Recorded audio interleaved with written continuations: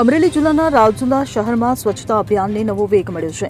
શહેરમાં કચરાના ઢગલા અને સ્વચ્છતાની સમસ્યાને ધ્યાનમાં રાખીને રાજ્ય સરકારે મહત્વપૂર્ણ પગલું લીધું છે. નગરપાલિકા વિસ્તારમાં 12 માસ માટે ખાનગી એજન્સીને ઘરેથી કચરો એકત્ર કરવાનો કોન્ટ્રાક્ટ આપવામાં આવ્યો છે. રાજુલા માર્કેટિંગ યાર્ડમાં નગરપાલિકાના સભ્યોની હાજરીમાં ધારાસભ્ય હીરા સોલંકીએ 7 કચરા એકત્રીકરણ વાહનોને લીલી ઝંડી આપી.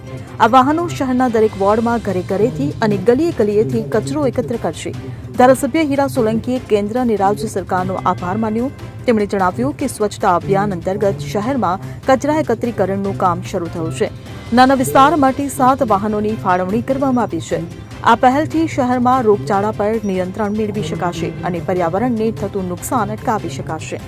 Bureau report CN24 news. હવે જુઓ દેશ દુનિયાની તમામ ખબરો તમારી આંગળીના ટેરવે. ઉઠાવો મોબાઈલ અને Google Play Store પરથી ડાઉનલોડ કરો અમારી CN24 ન્યૂઝ મોબાઈલ એપ.